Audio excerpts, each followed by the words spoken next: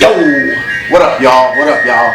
We back with another episode in the lot, season 2. Hey, before we get started, man, I need y'all to like, share, sub, follow the pod, man. Tell everybody to tell a friend, to tell a friend, to tell a motherfucking friend to pull up, because we in a lot. Today, we got a special guest, Arthur. I've been excited for this interview for a couple weeks now, since they put it on. But I'm going to let her introduce herself right now and tell y'all a little bit about herself. Go ahead. Thank you for having me. I'm happy to be in the lot today. I am Charity Dunn, the author of my new book, A Gift of a Curse. I wrote A Gift of a Curse and released it on February 29th of 2024. Okay. This is a true story. It's about overcoming everything that was meant to destroy me. Mm-hmm. So talk to me a little bit about the book, Charity. Like, what prompted you to write the book? Pain. Pain, okay. Yeah, I went through a lot, so I felt like I had never seen nobody go through all that stuff. Mm-hmm. And it was been happening since birth. So ever since I was little, I always be like, I want to write a book. Mm-hmm. I want to write a book. And then finally, when I left my abusive marriage, I was married for 9 years. Yeah. I left an abusive marriage. I had met a life coach, and she showed me that it was possible because she had wrote a book, and she was a life coach. So I'm like, well, I want to do that. That's what I really want to do. Because at first I'm like, don't nobody write books in the hood, you know. So I didn't think it was possible, but the pain inspired me. My healing journey. I actually healed while writing this. This was all part of my healing process. Oh, so you kind of put everything on the paper, and then made it into your process story. To really realize what I had been through, because the first time I wrote this, I cried the whole first time because I couldn't believe I had been through all that stuff. So it was like crazy to me to even think back. And this is not even everything. This is just what I felt like could flow together. Right. You know, because some stuff, I would have been all over the place trying to put everything. Mm-hmm. But I put like the main ideas almost. This is just a part of what happened in my life. This is not even everything. Okay. So just to backtrack a little bit, right? Tell us a little bit about where you from. Are you from Chicago originally? I am. Okay. I grew up on Kisney. Well, my mama raised me on Kisney in Illinois, but I hung on California. Okay. Illinois, Francisco, Lexington. Okay. So what was it like growing up in the city of Chicago? That's the West Side. So growing up on the West Side, what was that like? When I was little, I couldn't come outside. Okay.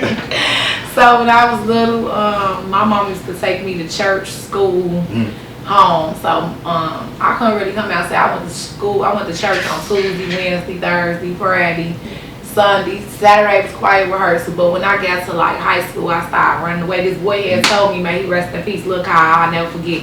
He was like, if you start running away, your mom and them gonna stop being so mean to you. They ain't gonna want you to run away. So just started running away. So then I ended up running away. And when I grew up on the out west, when I hit the trenches, once I got kicked out of school, because I was going to a private school for high school at Providence, St. Mary, I got kicked out for being popular. They said I was too popular or whatever. How does one get kicked out for being too popular? I don't know. That was right? Because everybody in the school knew me. It's like all my life, my name ring bells. I don't know why. I never understood that. I never understood that, but I got kicked out of Providence St. Mary. Then I went to Holy Trinity. I got kicked out of there. I went to 2 schools my freshman year. So then I went to Millie for summer school, and I had to walk through the trenches to get there. So that was different. It was like 100 people on every corner. It was like walking through another world.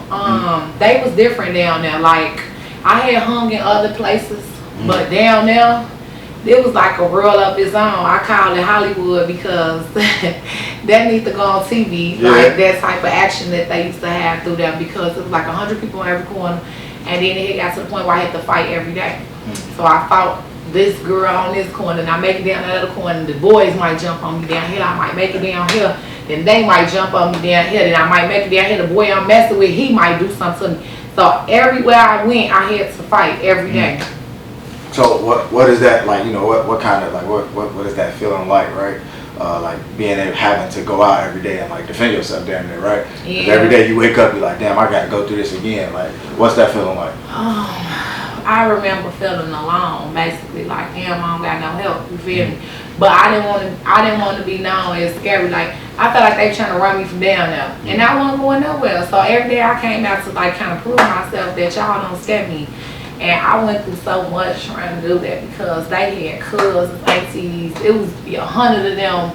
It was be big families. Then it was a lot of boys. So it was like, it was crazy. It was actually heartbreaking for me to go through that at such a young age too, because I felt like, what was my help? You know, I felt like I needed help, or like I needed a family or something, because my mama gave me away. She white because of racism. Her father was racist. And she ended up having a baby by a black man. So when she had the baby by him, they, you know what I'm saying, they wouldn't allow her to come home with me. So I was given to my father's side of the family. And over there, with my auntie and them, they was older. So at first it was a lot of us in the house, and then my grandma and dad was on their free will. So I kind of felt alone. I felt like I had no help. I felt different. Cause I'm like, damn, nobody else don't get treated like this, like family. But it turned me into a monster after a while, because it was only so much of it I could take before I start trying to get my lick back, or trying to turn up with them, let them know they couldn't do me like that, you know. So yeah, so what is that feeling like? You know, like growing up like that, right? Cause I know that gotta be kind of hard, it was right? like abandonment issues. I felt rejected all the time. It kind of gave me low self-esteem when I was little, because I felt like nobody loved me. It was hard. It felt real hard. It felt hard. It was heartbreaking to go through all that and to feel like I knew on the inside that I was somebody, but everybody was treating me like I wasn't. So it was kind of confusing. Yeah. So did it like make you feel like, you know, why this happening to me? Yeah, like, why am I going through these things? Yeah, why me? I felt like that since birth. Like, why me? Why I gotta go through all this? Why I gotta be so different? Why is my mama old? Where's my real mama at? Why I don't stay with her? Where my daddy at? Why he ain't around? Like, it was always a why. I was always real confused about everything, because it was like, where was these people at when I needed them? You know. So I really remember feeling abandoned, really. So what prompted the change, right? You like going through those things, right? It's always a turning point, right? It's always those lows, but in life, you know, it's always the lows, but then when you have them lows, they're gonna come to a high. What was the turning point that, you know, turned that around for you? I went through this stuff from 15 years old to about 26. Man. I think I was in the streets a good 10 years. My second baby, his daddy used to be kind of mean to me. He used to be telling me stuff like, you out here like this, and you out here like that, and you doing this, and you doing that, and you think I'm finna claim a baby out you, and you out here on the corner, because I was selling drugs. It was a point in time I used to be riding around. I used to be stealing cars. I was robbing people. I was going to jail. I've been in jail like so many times. Yeah. What was, if you don't mind me, what's some of the things that you did to get time? If you don't mind talking about it, because I know everybody. Driving always got me in trouble, because I always thought I was a driver, and I ain't never had no license. So I stayed on high speeds and stuff like that. My last case was a DUI. I had 3 felony drug cases though, because I was selling drugs. So the first time I found something and tried to sell it. The second time I was really selling drugs, and somebody called the police on me, because when I got in the car, my whole description was across the screen. And then like the third time it was like, let's see. Oh, they threw something at me. They put something on, the police put something on me because the boy threw something at me, and I hurried up and got rid of it, and they couldn't find it, so they was mad. So they put something on me because I wouldn't tell them where it's at. They like, we knew you ain't do it, but we just watched everything, but we seen you do something with it, so where it's at? And I'm like, I don't know what y'all talking about. So they ended up putting something on me and gave him a delivery and gave me a possession, even though they knew it wasn't me. Police petty. They very I hate 12 for real, Chicago especially CPD. Police. Yeah, they petty. Yeah, I definitely remember that. I hate them real bad. Yeah, super petty.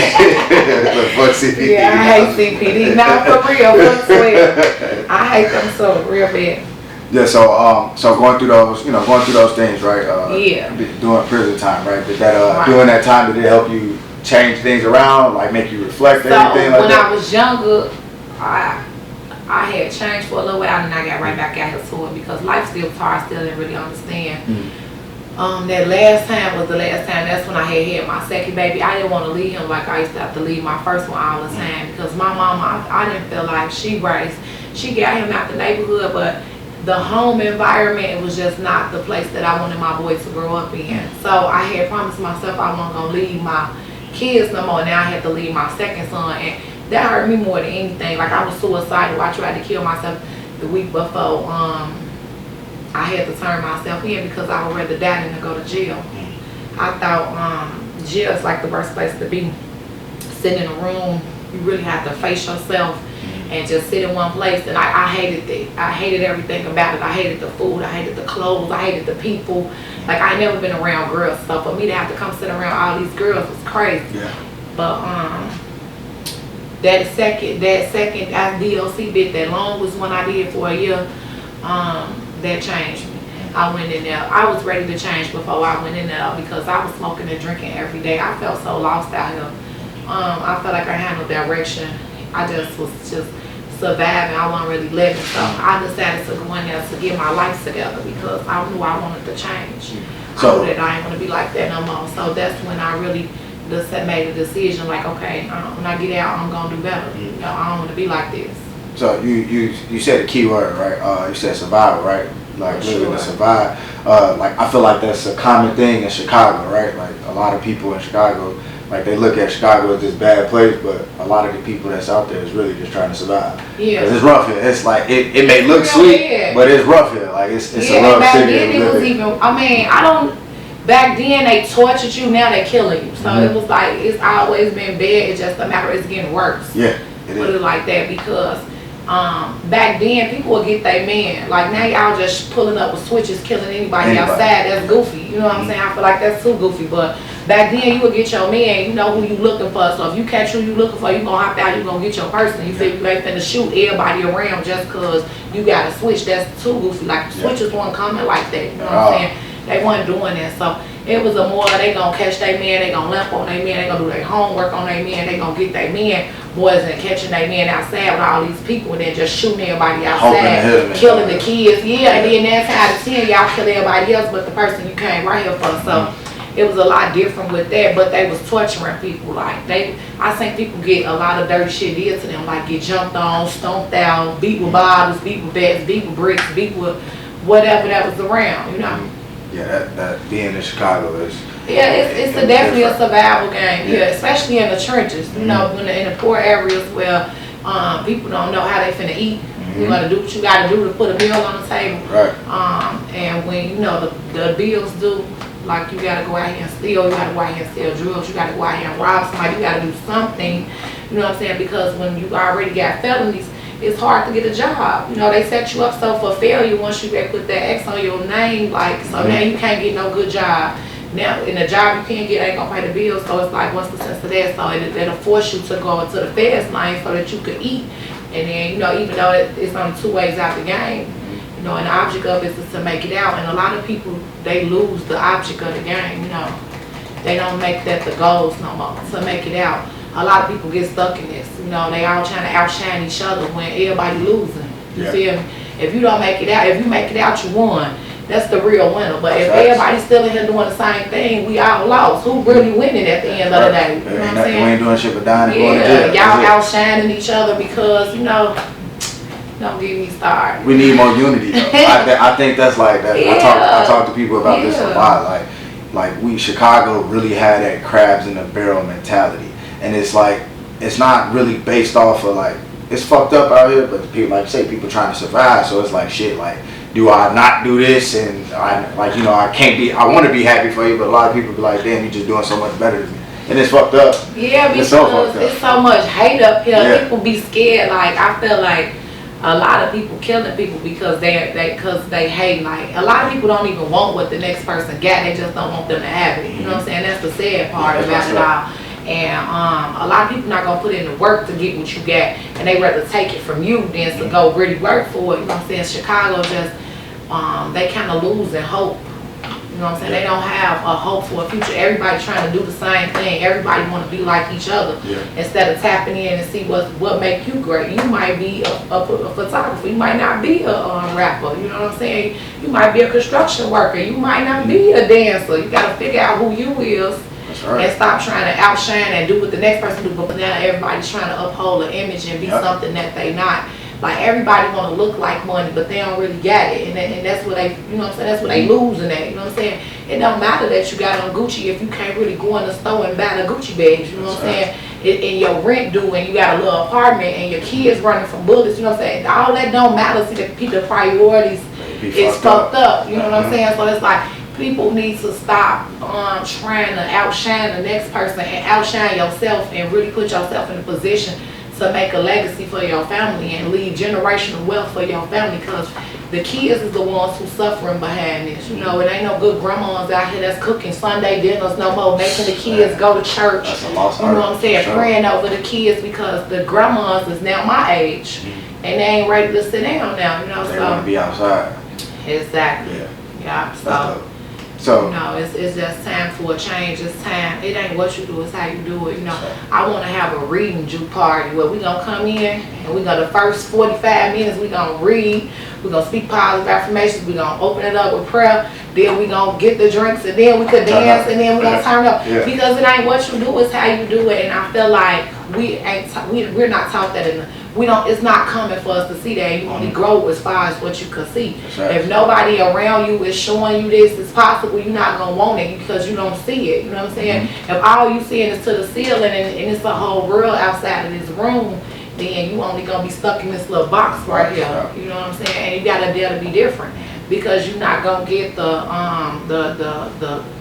applause that you're looking for trying to be different. You gotta stand out, and you gotta worry about everybody looking and laughing, but whole time you really being yourself. That's what make you super cool, because it's lame to be like somebody else. That's why, and to me, I feel like you winning if you're doing what you do. If you in your own lane, you win. If you following behind somebody else, I'm like, well, you just trying to be like dude, or you trying to be like her. Like, if you in your own lane, you doing your own shit. Like, nah, bro, you winning because you doing what you want to do. You doing you. Exactly. Because you happy. That let me know you happy with self, because you chasing something or doing that something means that you love do. yourself. Exactly. When you learn to be true to yourself and who you really are, and you're not trying to be like everybody else. You know what I'm saying? It's just too much of that going on right now. And that's why I dared to be different and decided to do something that I always wanted to do. And I made the impossible possible by writing this. You know what I'm saying? I broke a generational curse, because we all got a story, but everybody don't have the courage to tell it. And then to write it, you know, I hear people say that anybody could write a book, but no, they can't. This was my lane. You know what I'm saying? Everybody can't sit here and put their feelings, their stories in a book and make the book really sell and inspire people, and not only just inspire them and give them a good read, but make them feel empowered and give them hope to want to become the best version of themselves. Right. So it's different. How long did it take you to write the book?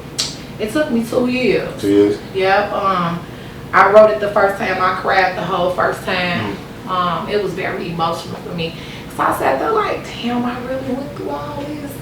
You know, no wonder. And it helped me really self-reflect on why I was the way I was, you know, because had I took out the time to really realize what I went through and to heal through it, I probably would still be the same way, but because I wanted to grow, because that's where it started at first. You got to admit you got a problem. You got to admit that you know what I'm saying, you have to know that you need help, first of all, you know. So for me, it was like writing helped me heal and process it all, get it all out my heart. You know, the tears rolled down, so I was getting set free from it as I was writing. The second time it made sense. The first time I gave it to people, they was like, no, go back, rewrite that, because that ain't right. You know what I'm saying? So when I was telling them like, you know, I'm ready or whatever, they was like, no, that ain't right. You need to go back and write that over. So when I rewrote it, it made sense. Actually, before I rewrote it, I went and read somebody else's book. I went and read some other people's book to see how they stories lined up. So I'm like, okay, I got it now. And I sat down, they like, yes, like, you know. That's good. Yeah, and then it took me a year to publish it, because I had gave my money to this publishing company, like almost $3,500, and they ran off. Damn. Yeah, they got out of there, and I kind of lost hope after that. I'm like, damn, man, it must ain't meant for me to put this story out here. But then I kept doing my homework on how to write the book. And it was like God had been speaking to me about going live with prayer, and I finally decided to go live with the prayer. And when I decided to go live with the prayer, it was like the doors just opened up for me immediately. it was like the doors just opened up for me immediately. It was like the things that cost me a lot cost me a little when I was able to put this together myself and self-publish this in 2 months. Oh, that's hard. That was really gonna be my next question. It wasn't even like 2, to be honest. It was really 1, because I think I started off like January 20 in the publication process, the editing, the formatting, the just the whole publication process, the ISBN numbers, everything that it takes to drop a book. I did it like January 20th. I released it February 29th. That's dope. So talk to the people, talk to me, or tell the people, right? Yeah. Say if somebody's trying to be a young, aspiring author, right? They're trying to come up and coming. What's something that some advice that you would give them, or like explaining like how they could release the book? Actually, you could come see me. I can help you self-publish your own book. I got my own self-publishing company that is called Untold Publishing. So if you're interested in becoming an author, then you can find me on social media. So amazing_charity, or I am charity done, or charity done on Facebook, or I am charity done on TikTok. You can send me a direct message like, hey, I'm ready. I got a price list for you, that a payment plan that you can get on, and I'll be a writing coach, and I'm gonna help you all the way through the process. You'll get 100% of your own royalties. I'm just gonna charge my portion up front, and you'll be able to drop the book. That's dope. That's dope. Y'all heard that, so make sure y'all tap in. Yeah, tap in. That's dope. And was that because your experience? What happened with the publishing company, the first publishing company? Is that what made you decide to go ahead and start my own? Yeah. By me teaching myself how to do it, I learned how to own my own publishing company too. So I'm like, why not? Yeah, I haven't even really announced it yet, but I can do it. So is that a lot exclusive? This is definitely exclusive. A lot exclusive. Y'all heard it here first. Yeah, I've been telling people though, because a lot of people been asking me. So yeah, I've been letting them know you can publish through Untold Publishing. I do have my own personal self-publishing company that I have an LLC for, the Charity Done LLC, that you can publish your new books if you're interested in dropping your own. That's dope. So you said it took you 2 years to write the book. Give me your favorite part of the book. So I know we talked about we're gonna have her read 2 parts of the book, but I want to hear your favorite part first. And I want you to tell me a little bit about why that's your favorite part. Be free. Be free? That's chapter 10. Okay. Because whom the sun sets free is free indeed. I met somebody that changed my life. Okay. And I haven't been the same since, even though me and this person is no longer in contact with each other the way that I would want us to be. They came in for a reason and a season, and things happened for me. So chapter 10, I walked away from an abusive marriage. I lost and found myself, and the healing begun. And I broke down my healing journey into like where I'm at right now. Okay. So that'll be my favorite. You say so. Be free. Change your life. Okay, so be free. Can you elaborate a little bit about like how it changed you? I know you said it changed my mindset, the way I see myself, because I didn't believe in myself. I was allowing people to mistreat me because I felt like I deserved it. This person seen something in me that I didn't see in myself, and it made me start realizing that what they seen was true. And like I always kind of felt that about myself, but because my mom and daddy didn't love me, I didn't feel worthy, because the way that my ex-husband treated me, looking in the mirror with black eyes all the time will make you not love yourself. You will have low confidence. It'll bring you down to a level where you don't even want to live. So when I left the marriage, I was in a suicidal mindset. I didn't want to live. Like I didn't care if I lived or died. I just know I wanted to be out. So it didn't matter it didn't matter what happened after that, So with that being said, I was able to meet somebody, and they was like, why do you act like that? What's wrong with you? You better than that. You're not like them. You different. You got something special in it. I started to look within and start self-reflecting. I started getting to therapy because he thought I was crazy as hell. He's like, did you take your medicine today? I got you okay? He like, you took your, I'm like, you is my medicine. And you think that's cute? You really saying that? It was just like how I glorified being a gangster, how I glorified that lifestyle. Like, oh yeah, I got 5 stars for the T's, and I yeah, you know, I just got out of jail. He's like, what? Like, you a pretty girl, don't act like that. You know what I'm saying? So once I got a whiff of that, it was like I started to see myself like, okay, it's time to grow. You know what I'm saying? You made it out all the pain. You made it through all the things that you went through. Now you get a chance to be who you want to be, not who people telling you that you are, not who you was in the past, not who they trying to convince you that you are. You know what I'm saying? Not what the naysayers are saying, but who are you really? So I really started going within and self-reflecting and realizing like the power that was really on the inside of me, the gifts that was really on the inside of me, and I started tapping into that. Okay. That's hard. I like that, and it's Thank powerful. you. That's real powerful. Yeah, to go through those, like to go through that, and still, like you said, come out on top. For sure. That's very powerful, because I couldn't even imagine like if my sister or somebody close to me was going through some shit like that. Like, man, I couldn't imagine it. So you know, I had some brothers. They was in the suburbs, from the suburbs though, and they was ready to come over there. I'm like, I couldn't let my brothers get hurt because of me, or end up in jail, or worse, dead because of me. You know what I'm saying? So I wouldn't allow them to come and try to get down on him when they came, because they came like, well, yeah, we finna come down there. I'm like, nope. They just gonna eat y'all up and say, hey, like, we gangsters. I'm like, yeah, I understand that, but these are monsters.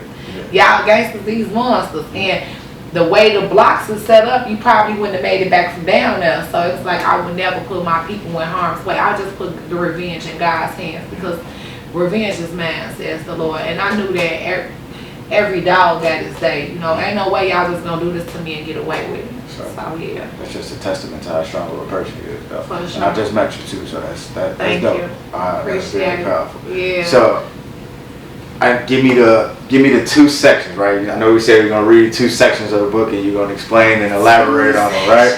So give me the 2 that you picked out, and then we're gonna talk about it.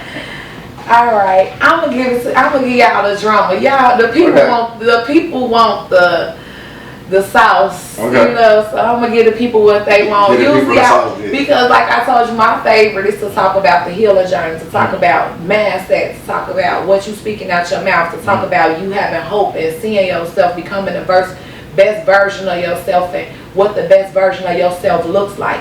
So, you know, that right there that's my favorite part, because that's the best me that's in this book.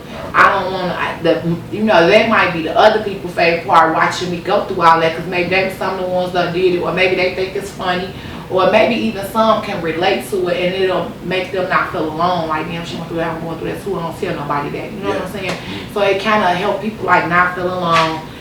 Maybe even do some self-reflection, like, damn, I felt like this too, maybe this is why I felt like that. So, you know, and then people, misery loves company, I believe. So everybody like drama. Everybody like drama. So I'm gonna give y'all what y'all want today. If that's what y'all want, I'm gonna give it to you. Demon Time, chapter 7. This book is so unique because I put scriptures with every chapter. So everybody that reads this book will be blessed. I sow seeds in your heart with the word of God that you don't even know are being sold into you. Just because it's going through your eyes, it's going to go to your heart. So this book will be a blessing to everybody that read it, because I put the power of the word in here. So I believe in that. Okay, so chapter 7 is about demon time. Then Jesus said, Father, forgive them, for they know not what they do. And I got pictures. Okay, that's you? Yeah, that's me. Is this, what is that? What is that, a picture? That's a mug shot. Yeah. I had went on the high speed with police that day. I had kind of did them dirty, and yeah, I ended up getting caught, and they whooped me, and I went to jail. Yeah. So that was your demon time. Yeah, that was demon time. So I went from charity to church. The streets changed my name once I became a valid member. I became a monster. I was no longer who I was born to be. I was somebody else. I proudly wore the name church because the family felt like the streets had accepted me. I finally felt accepted somewhere, even if it really wasn't true. I was no longer everything I'm saying it happened. That's like a mini disclaimer before I go there with y'all, okay? So I'm here to say that everything that happened, it happened. I can't make this up. Some things were so gruesome that I don't even have the words to say, and it's impossible to include everything that I witnessed. But here you go. This is where the story begins. Let's get back to it. A few days passed as I was riding the wheels off my sister's car while they was going out of town. A few of the family members came out to chase me. I laid them on the biggest high-speed chases they ever been on in their life, because one thing about me, I knew how to drive. Thank God nobody got hurt, because I was going up one-way streets to everything to escape them. I led the police on high-speed chases and I got away. I was fearless. I got a call that my cousin got shot, and so I rode out west on his block to check on the scene, and it was my mama's car. She had hid it from me and parked it, and it was a bullet hole in her windshield. I got my friend to drive her car, and I hopped in my sister's truck and we pulled off because I still had the keys to my mama's car. Now I had both of their cars while they was out of town. I know my sister couldn't think about nothing but killing me because she was already a little evil. I didn't care though. I was full of pain and I was trying to escape the life I was living. I know we looked super cool to the people in the neighborhood because now I had options. I had 2 cars now. One of these days we went into the stores and stole matching dresses, and we were so cute. We had been half ecstasy all night, and it was now morning. Nobody had cars at that time at our age, so we would hustle off that. We would take people different places for money, and we took some of the guys to McDonald's that morning, and we saw some of the crazy girls from the other side. The crazy girls hated our girls from our far end, and we was always fighting. One of them was super tough and crazy, and many people feared her because they knew she had a family to fight with. But I guess we were both going through something that day, because me and her got into an argument in the restaurant and we started fighting outside. So, talk to us a little bit about this fight at McDonald's. She stripped me out my clothes. I was naked in the middle of Roosevelt and Kizzy. Okay. So I never forget. She was like, let's get it. She said, it's best I pay before I snatch that dress up off you or something. I was like, we could get it cracking early. She was like, what? She came outside, man. Me and her got cool later on in life because she was a gangster. We respect each other gangster. That was my dog, LL. But she came outside and we got to fight. And I had on like this one-piece dress with buttons. So all you had to do was snatch it out. Right. So here I am, asshole naked in the middle of Roosevelt and Kids. Fighting 2 girls. And one of them, they took their belts off. They was chasing me with their belts. The boys had to make my friend help me. She finally jumped in and helped me, and she fought the other girl. But I was asshole naked in the middle of Roosevelt and Kids fighting them girls, man. That was some crazy shit. That sounds like a crazy experience. So, that was crazy. So I ain't gonna lie, I had to be like 18 years old. I was about to ask you how old you was. It was about 10 years ago. Yeah. I had to be like 18 years old. Yeah, she had a big family. It was a lot of them. They chased me all that day. I was running from all types of different cars. Every time I look up, somebody was pulling on the side of me trying to bust the windows or something. I yanking out. You're like, wait, what's going on? I did not play like that. That's why I always stayed in cars, because I needed to protect my body. And I knew that if you run up on this car, I was going to give you what you was looking for. So you run motherfucker over if they For sure. Drag you straight them outside. Drop you right out at the county if that's where you want to go. You want to play, I got something For sure. And I thank God every day that he kept me doing that, because one of the girls from my neighborhood, she in jail right now for that, you know, and that's crazy, because all I think about is it could have been me, you know what I'm saying, especially with the mentality that I had. That's how I know that God is real, and I know that only him could have really kept me through all the things that I went through, because I felt like a lot of that stuff was meant to destroy me, you know. I went through a lot of embarrassing shit, so for me to walk around my head up high, and you know, that's a blessing. To still be beautiful and not look like what I've been through, you know, that's really a blessing. Does that, well, I was going to say, you feel like that made you stronger as a person? I feel like everything that you go through, that whatever don't kill you, gonna make you stronger, because it gives you hope when you're going through something else. Like, okay, if I got through this, I can get through this. You know, I've been through way worse, so I can get through this. You know what I'm saying? So yeah, it definitely made me stronger. I always just be like, I don't want to be this strong. You know, I didn't ask for this. You know what I'm saying? But it definitely made me tough compared to somebody else. Things that would have broke somebody else. they made me better. So I always say that money don't make me, the hard times did. You know what I'm saying? Because it built a lot of character in me. It built a lot of perseverance. It taught me a lot of stuff about life. You know what I'm saying? That I wouldn't have knew about had I not went through what I went through. Yeah, I feel you on that. That's dope. Thank you, so, Jada. What's give me the second section that you was gonna read for the people and tell them. Okay, so I gave y'all an embarrassing thing that happened to me, because it's a lot of stuff in here. Now I'm finna give it to you about some stuff I did. That's what I didn't do, was try to incriminate myself in this book and try to, because people already talk bad about me, so I wasn't gonna give y'all too much. Y'all say enough. I'm gonna let y'all do the talking on that. I'm gonna speak on what happened to me, how it made me feel, and some of the things I did. Okay. But when I draw my next book, I might go and give it to you just like that. You know what I'm saying? Because I did some things too once people started doing me dirty. I got real ratchet out here at one point in time in my life, like really crazy. I didn't care. So that's the big headspace. But here we go. Let's go to the second. Let me tell you what's the name of this chapter so you know what a fan is saying. I believe this is chapter 9, To Death Do Us Apart. He who finds a wife has a good thing and obtains favor from the Lord. Proverbs 18 and 22. Mother's Day 2016 was at my house for the family. I passed out bags filled with money to all the mothers. We had a good turnout and everything was going well until he got mad and left and took my car. I went out with my friend and we ran into him outside. I was playing with him and trying to be funny, and he pushed me so hard that I flew over the curb. I could barely get up. I limped to my friend's car and he tried to jump through the window. I pulled off. He would not let the car go. So I went so fast and he tried to jump through the window. He couldn't jump through the window, so he just hang on to the side of the window. And I turned the music up loud and I dragged his ass 6 blocks before he decided to drop off the car. I was so scared, I thought he was dead the way he laid out in the middle of the streets when he finally did fall off the car. They called me and said he didn't make it. I was hysterical because what the fuck did I just do? I'm like, oh my God.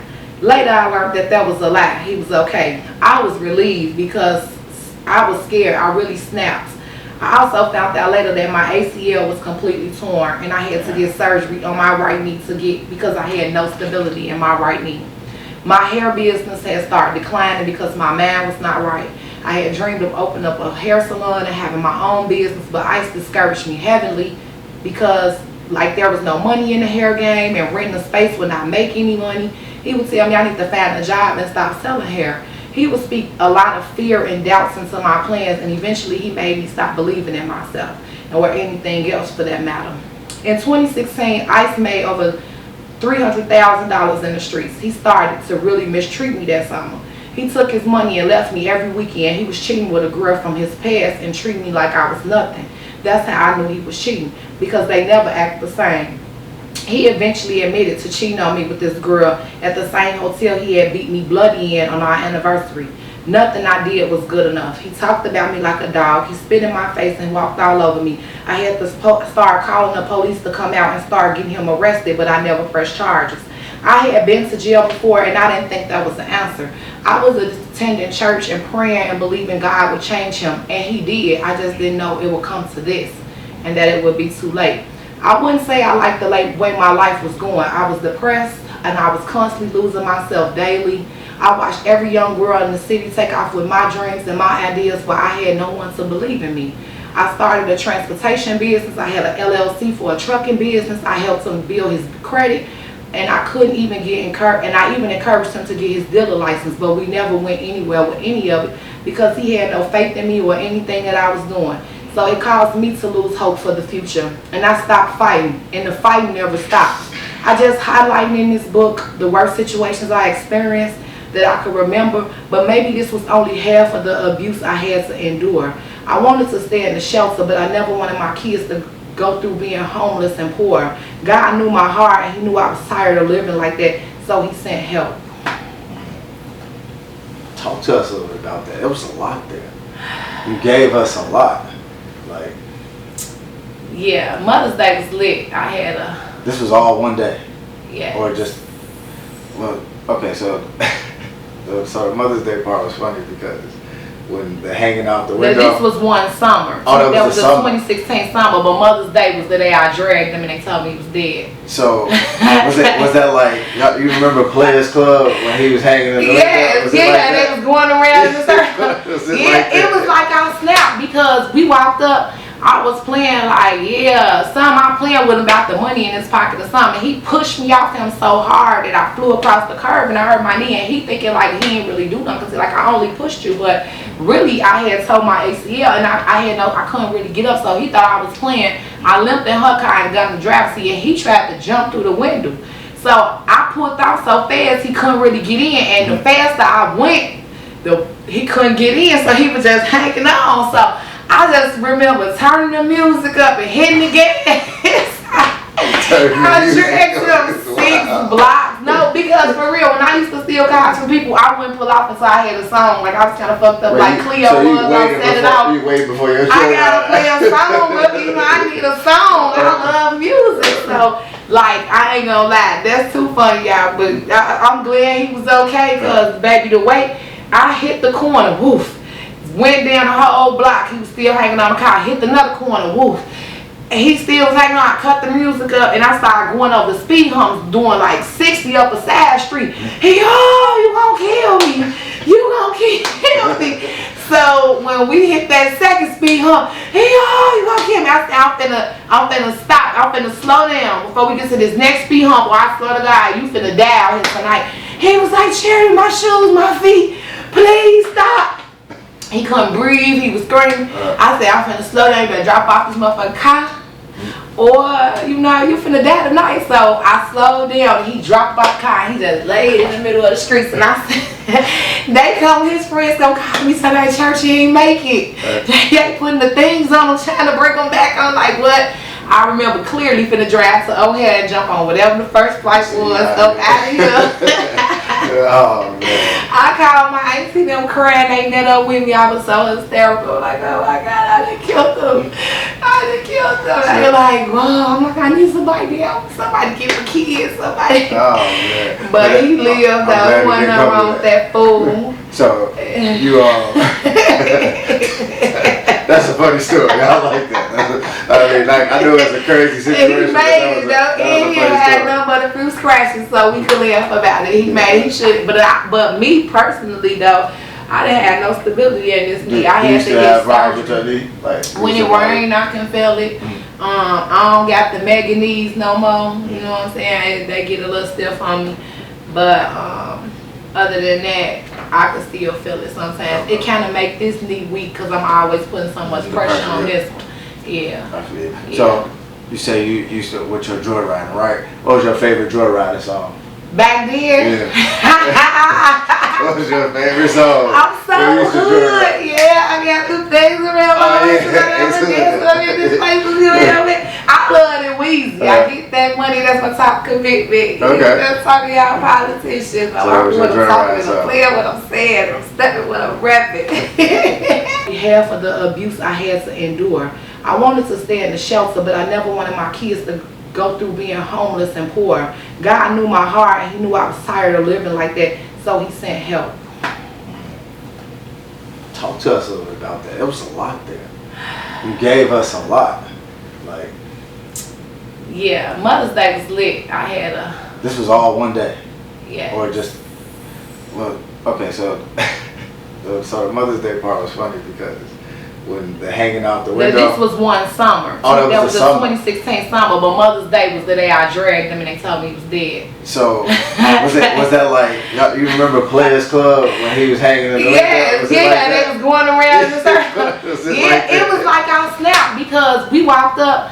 I was playing like, I'm playing with him about the money in his pocket or something. He pushed me off him so hard that I flew across the curb and I hurt my knee. And he thinking like he didn't really do nothing because like I only pushed you, but really I had tore my ACL and I couldn't really get up. So he thought I was playing. I limped in her car and got in the driver's seat, and he tried to jump through the window.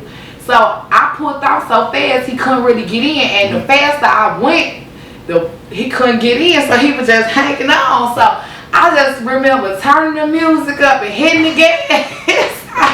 I dragged him 6 blocks. No, because for real, when I used to steal cars from people, I wouldn't pull off until I had a song. Like I was kind of fucked up, like Cleo so was. I set it out. You wait before your show. I gotta play a song, but you know I need a song. I love music, so like I ain't gonna lie, that's too funny, y'all. But I'm glad he was okay, cause baby, the way I hit the corner, woof, went down the whole block. He was still hanging on the car. Hit another corner, woof. And he still was hanging on. I cut the music up and I started going over the speed humps, doing like 60 up a side street. He, oh, you gonna kill me. You gonna kill me. So when we hit that second speed hump, he, oh, you gonna kill me. I said, I'm finna stop. I'm finna slow down before we get to this next speed hump where I swear to God, you finna die out here tonight. He was like, Cherry, my shoes, my feet, please stop. He couldn't breathe, he was screaming. I said, I'm finna slow down, you better drop off this motherfucking car. Or, you know, you finna die tonight. So I slowed down and he dropped off the car and he just laid in the middle of the streets. And I said, they come, his friends don't call me Sunday church, he ain't make it. They ain't putting the things on him, trying to bring him back. I'm like, what? I remember clearly finna drive to O'Hare and jump on whatever the first flight was up out of here. Oh, man. I called my auntie, them crying, they met up with me. I was so hysterical, like, oh my God, I done killed them. They were like, whoa, I'm like, I need somebody else. Somebody give the kids, somebody. Oh, man. But he lived though, wasn't nothing wrong with that fool. So, you that's a funny story. I like that. I mean, like, I know it's a crazy situation. And he made it though. And he had nothing but a few scratches, so we could laugh about it. He made it. He should. But me personally though, I didn't have no stability in this knee. I had to get surgery. Like, when it rained, I can feel it. I don't got the mega knees no more. You know what I'm saying? They get a little stiff on me. But other than that, I can still feel it sometimes. It kind of make this knee weak because I'm always putting so much pressure on this one. Yeah. So you say you used to with your joyriding, right? What was your favorite joyriding song? Back then? Yeah. What was your favorite song? I'm so hood. Yeah, I got two things around my I love it Weezy. I get that money. That's my top commitment. Okay. That's talking y'all politicians. I'm talking what I'm talking. I'm playing what I'm saying. I'm stepping what I'm rapping. I love it Weezy. I used to be off the Weezy. Real bad. You talked what else? Free Weezy, by the way, my brother. I miss him so bad. Yeah, my brother named Weezy. Oh, yeah. I miss him. Free him, by the way. So you talked about something else in the last section. You said driving. What was another part? What else you said? What was the last part? Like how he had made over 300,000 that summer. That was like one of the richest summers we ever seen together. And he was getting the money. He was leaving me every weekend. He started cheating on me. Like the whole marriage, I had never really caught him cheating. I would catch him talking to his baby mama and stuff like that in the call log, or I don't know what they had going on, but I would catch little stuff like that. But I had never really went through the cheating stuff. Ain't no woman came to me, because you know that's one thing I always feel like I can't go through, because I know who I am. So it's like, if you want to go mess with them, go be with them. Like, don't waste my time. My pride was too much to deal with a man. And then that's the reason why we got married, because I did everything we already done. You just slept with everybody you already want to sleep with. I slept with everybody I want to sleep with. We chose each other. So I felt like we stood for something for like, from 2012 to 2016. That was really probably my first time really seeing him really not come home and stuff like that. Like, if he was doing stuff, he was coming home. He never missed no nights. But this particular summer, he wasn't coming home and stuff. He'll come get all his money and walk out the door. I don't need you. And he $30,000 in his pocket. You know what I'm saying? He had a lot of money at that time. So that was kind of heartbreaking for me. Plus, with already having abandonment issues, you know what I'm saying? I think he fought me more that summer when he was cheating than any time, because I was going crazy because he was cheating, and then he was going crazy because he didn't want me to be mad because he cheated. You know, it's a manipulation game. People get mad at you because you mad. That's manipulation. Yeah, it's definitely an art. That's a form of manipulation for sure. So yeah. We're trying to start your businesses and stuff like that. Like, you know, you said you was trying to do hair, transportation. I was selling hair. I was actually one of the first young girls to start selling hair. And like when I first started selling hair, everybody was still wearing beauty supply store hair.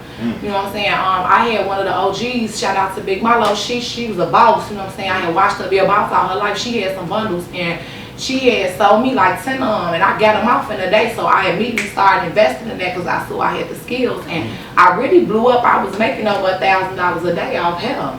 You know what I'm saying? But he had a little girlfriend that had a little job or something, and she had said some stuff to me when me and was arguing, so I know it had to come from her. That got in his head. That hair ain't nothing. You need to go get a job. And I'm like, wow, you know what I'm saying? You can't rent no space and get no money off renting no space. And like he didn't believe in me. You know what I'm saying?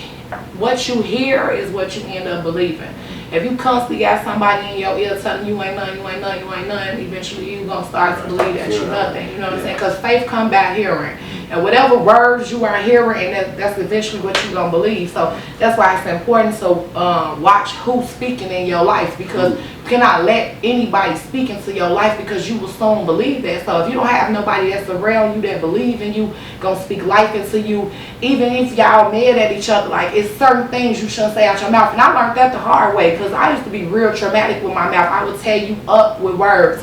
But I learned not to do that, because I know that anger will pass and the words will still be there, you know what I'm saying?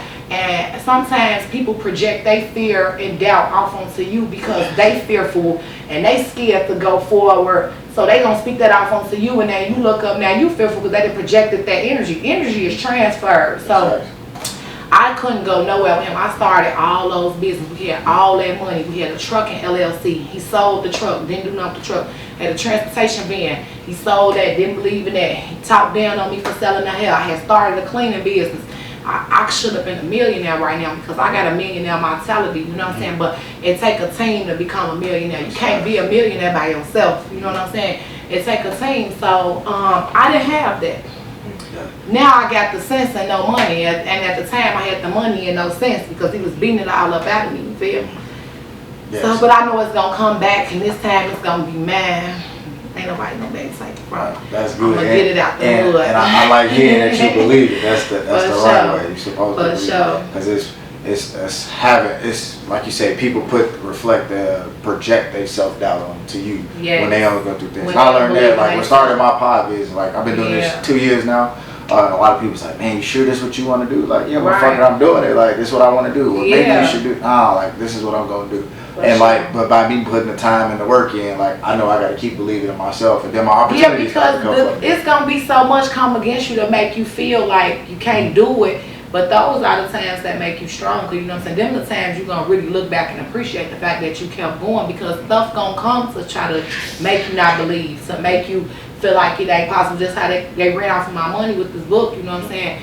Just with all the stuff, like the hero left me in the middle of me writing it, so I kind of lost hope during that time. Like, dang, maybe I really ain't that person they said I was, you know. So it's a lot of things come against you when you're trying to be walking your purpose and do what you are called to do, because you're gonna have to go through some stuff to get there. But you know what I'm saying? You would rather take the baby steps than the large leaps, because it's the journey, what you learn from, not the destination. Yeah, that's right. You know? The journey is the important part, because you're going to face adversity, and adversity is going to build your character. Because some people are going to face that adversity and they're going to fold and be like, all right, well, maybe I'm going to go do something else. But if you stick with it, once you go through that adversity, you're going to become better. Disciplined, consistent, motivated, inspiring. You're going to be able to help somebody else get through their hard times. You know what I'm saying? You can't help nobody if you can't help yourself through it. That's right. So I feel like I'm going to be able to help my kids not go through the same thing I went through. I get them all the game I got every chance I get, you know, because I don't want them to have to go through what I went through. So sometimes I feel like they're too young for how much I be giving them. But I know that it might not click in now, it might click in later. Because you get, it's like planting seeds almost. For sure. Like, yeah, I'm going to give you some of this right now. You might not get it, but later on, you know, like, nah, because a lot of stuff I ain't understand until 3 years later. Stuff he was trying to teach me 3 years ago, I'm just now understanding it now. It's like the absence. When somebody remove their presence from you, you start realizing the importance of somebody in their life and what all they did for you. You know what I'm saying? Because sometimes when you with somebody, you only focus on the bad, because the negative is so, we expand the negative, we don't focus on the good. You know what I'm saying? That's with anybody though. Like in life, like when you can have 1,000, like right now, I can have 1,000 good things going for me, but let me be in tour with the person that I'm seeing, it'll make me feel down. And that's crazy because I would focus on that negative instead of all this other good stuff that I got going on. You feel me? So it's like, I don't know why we do that as people, and I'm working on it because I try to take every thought captive. When I hear the devil talking to me, I be like, no, not today, Satan, no. And I think that's the everyday thing that we all have to do. You have to keep talking to them negative voices, that subconscious mind that want to keep you stuck in that one place. No, that's not who I am. No, I don't care who I was yesterday. I could have been that person last night. I'm not her today. You know what I'm saying? So 1% better than you was the day before. As long as you 1% better every day, and even if you fall out, get back up, dust yourself off, and try again. And it's like people gonna talk regardless. They gonna talk if you're doing bad. They gonna talk if you're doing good. They gonna talk, especially when you're trying to come out the box, because you doing something they don't understand. You're not on their level. So of course they gonna sit back and laugh and try to make you feel less than, because they don't want you to rise above them. So I think that's been one of my biggest challenges, is to close my ears and close my eyes and stay focused on what I'm doing. Don't worry about who not supporting me. Don't worry about who not there. Don't worry about who not cheering me on. And it hurt when it's the people you feel like you cheered them on. You would have did this for them, and you break your neck for them, and then you look up when it's your turn, everybody quiet. Like, nobody got nothing I should say now. Like, I was there for you,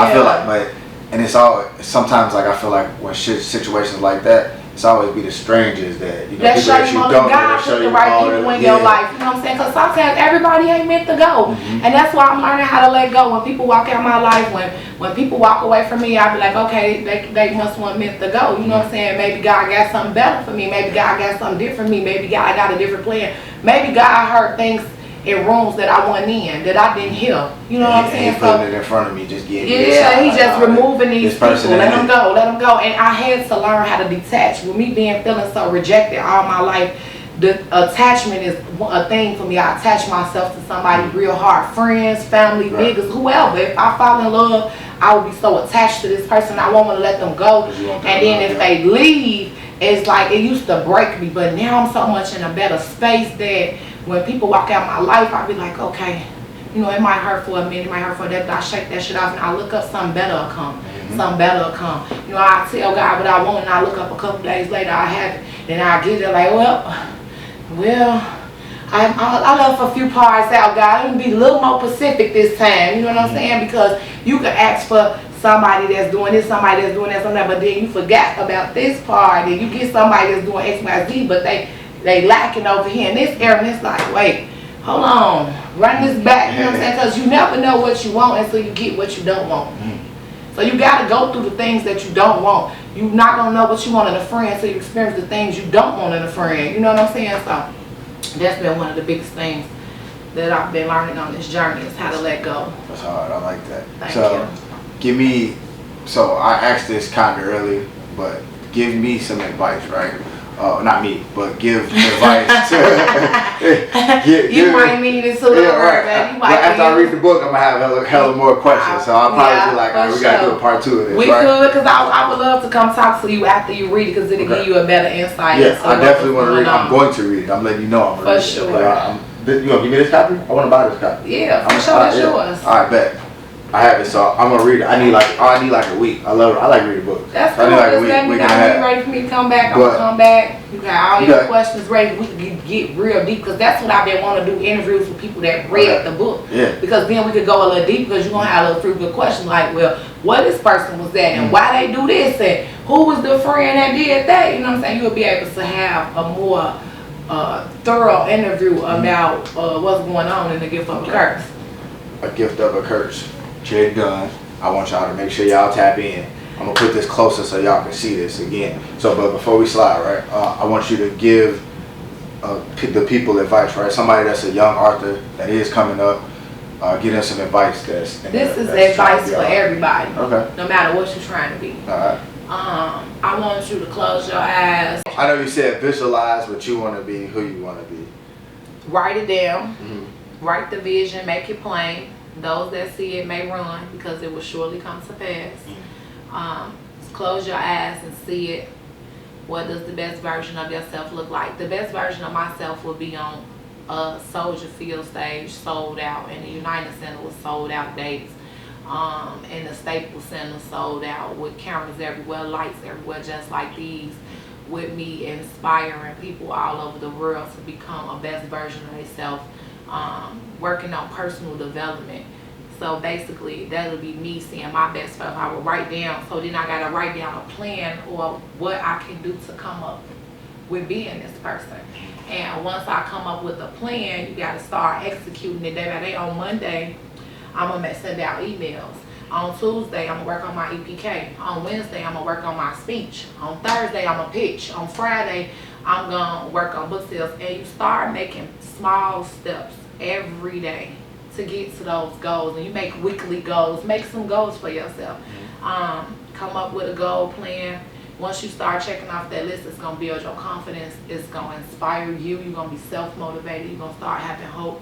So I would say write it down, visualize it, see it, speak it out your mouth, believe that it's done, and start working on it little by little every day.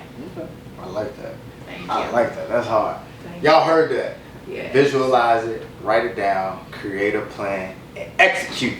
Yes. Execute. And believe in yourself. And believe in yourself. Believe in So, yourself. Charity, before we slide, tell the people where they can tap in with you, follow you, keep up with you, all that good stuff. Tell them where they can tap in. So I can be reached at I Am Charity Dunn across YouTube, on Instagram I Am Charity Dunn, on TikTok I Am Charity Dunn. My last podcast just went viral, so you better get them clips right together. I am Charity Dunn on Facebook. It's just Charity Dunn on Facebook. My book, A Gift of a Curse, can be purchased either from me, the author, or if you're in another area and you want it to be shipped straight to you, you don't want to connect with me because you don't know me personally, that's fine. It's on Amazon, Walmart, Barnes & Noble, Target. I do have ebooks. They're on sale for $9.99 right now. If you just want to support, show some love, read it off your phone.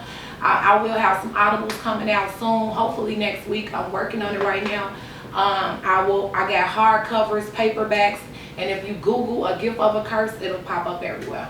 Okay, By Charity Dunn. So before we slide, make sure y'all tap in, man. Like, share, follow, sub to the fucking page, man. And make sure y'all tap in. And don't forget, man, to tell a friend, to tell a friend, to tell a motherfucking friend. It's the lot. Season 2. Peace. Bye. I think Big G made this beat.